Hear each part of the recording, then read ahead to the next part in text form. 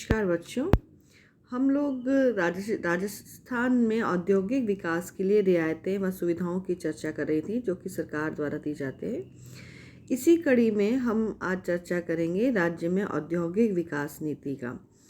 यदि हम इसकी ऐतिहासिक पहलू को या कब से ये शुरू हुई, तो सबसे पहले राज्य में जनता सरकार ने 24 जून 1978 को औद्योगिक नीति घोषित की थी।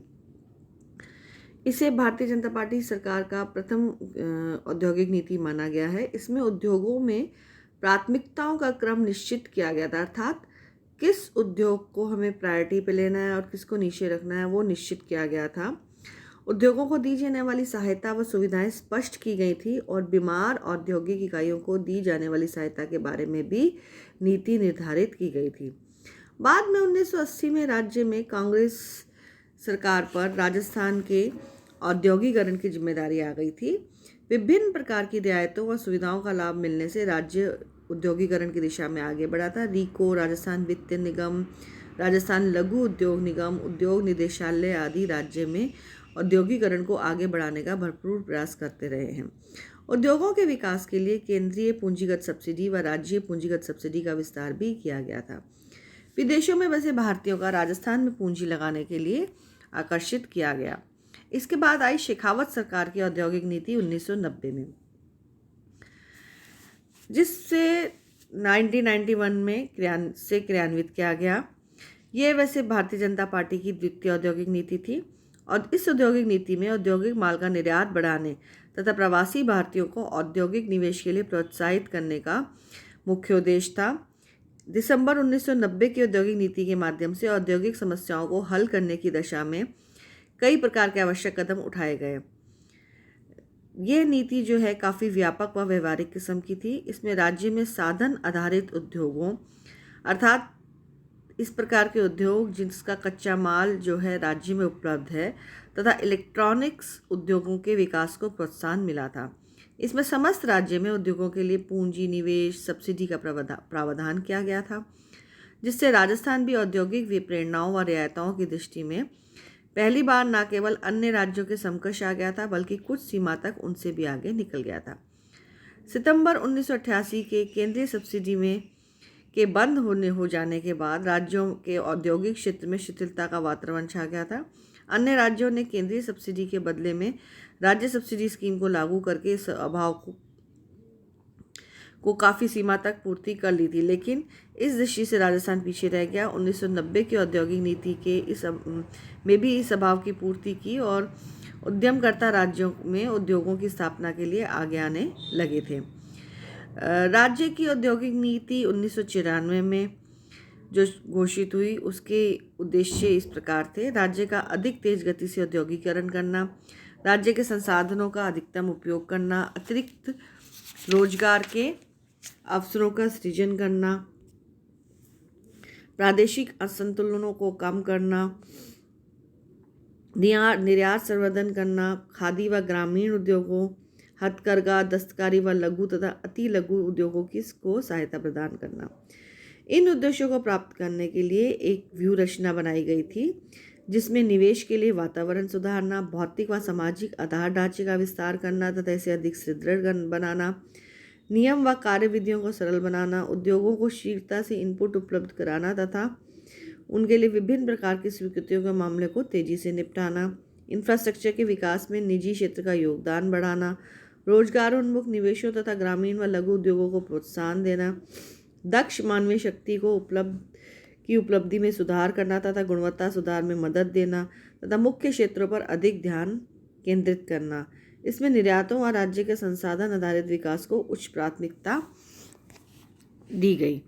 1994 की औद्योगिक नीति में विशेष उद्योगों के विकास के उपाय किए। इन उद्योगों में मुख्य रूप से चमड़ा आधारित उद्योग, चीनी मिट्टी व कांच, ऊन, इलेक्ट्रॉनिक्स, खनिज आधारित, कृषि व खाद्य प्रसंस्करण उद्योग, पर्यटन आदि पर बल दिया गया। इसके बाद आई औद्योगिक नीति 1998 की।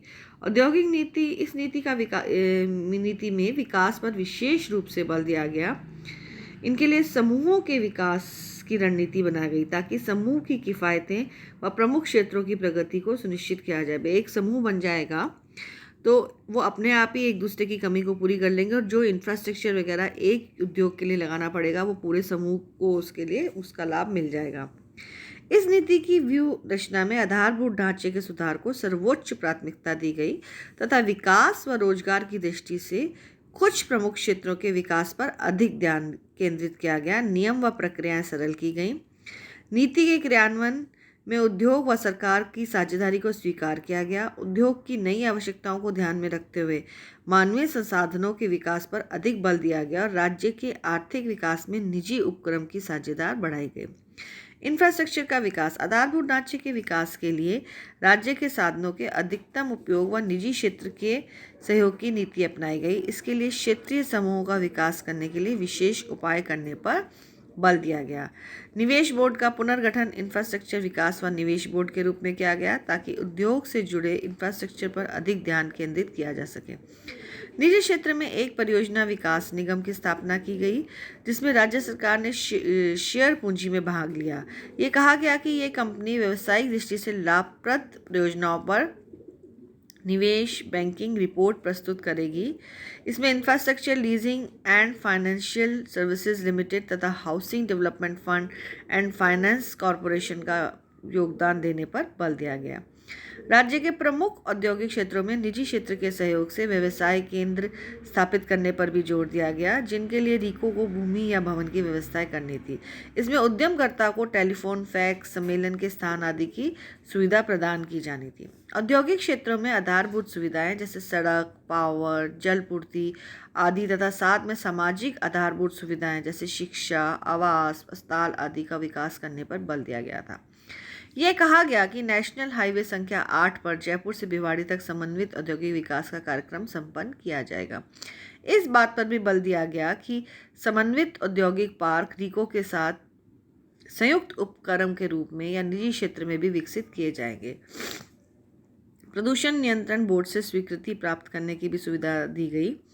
यह व्यवस्था की गई कि रीको अथवा और कोई एजेंसी पर्यावरण विभाग से पर्यावरण प्रभाव मूल्यांकन तथा पर्यावरण प्रबंध योजना संपूर्ण क्षेत्र अथवा किसी क्षेत्र के विशेष भाग के लिए स्वीकृत करा सकेगी। उसके बाद एक औद्योगिक इकाई को अलग से पर्यावरण विभाग से स्वीकृत लेने की आवश्यकता नहीं होगी। औद्योगिक इकाइयों को राष्ट्रीय या राज्य राजमार्गों से सामान्यतः 150 मीटर से परे के क्षेत्रों में अपनी इकाई स्थापित करने की इजाज़त दी गई ताकि ट्रैफिक से मुक्त प्रवाह में किसी प्रकार की बाधा नहीं आए। लेकिन यह निर्णय लिया गया कि बड़े पैमाने पर विकसित क्षेत्रों में जिला स्तरीय समिति को इजाज़त से इसमें कुछ रियायत दी जा सकेगी। सीमेंट संयंत्रों, ग्राइंडिंग इकाइयों व अन्य काफ़ी प्रदूषण फैलाने वाली इकाइयों को राजमार्ग से 300 मीटर की दूरी में अपनी इकाई लगाने की इजाज़त नहीं दी गई। निर्यात प्रोत्साहन के लिए इस नीति में विशेष आधारभूत सुविधाओं को विस्तार करने पर बल दिया गया। सीतापुर, जयपुर में 365 एकड़ में एक निर्यात प्रोत्साहन औद्योगिक पार्क स्थापित किया गया। नीति के अनुसार दूसरा EPIP यानी कि निर्यात प्रोत्साहन औद्योगिक पार्क भिवाड़ी में स्थापित किया जाना है।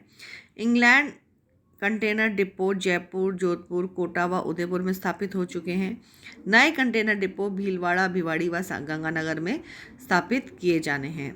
इस नीति में समाज के कमजोर वर्ग की विशेष सहायता देने का प्रावधान किया गया, जैसे अनुसूचित जाति, अनुसूचित जनजाति के उद्यमकर्ताओं, महिला उद्यमकर्ता आदि को लघु, टाइनी व कुटीर उद्योगों के विकास पर बल दिया गया है।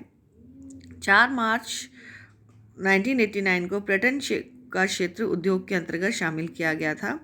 सरकार इसके लिए बुनियादी सुविधाओं के विकास, ऐतिहासिक स्थलों की सुरक्षा आदि के लिए कृत संकल्प रही है। औद्योगिक विकास के लिए अन्य प्रेरणाएं व रियायतें भी हैं। इसमें मुख्य रूप से ब्याज पर सब्सिडी है।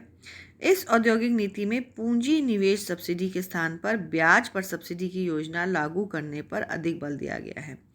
यह प्लांट व मशीनरी में 60 लाख रुपए तक के निवेश वाली इकाइयों को उपलब्ध की गई और भुगतान की अवधि तक ब्याज में 2% की दर से सब्सिडी दी गई और इसकी अधिकतम सीमा 15 लाख रुपए रखी गई थी।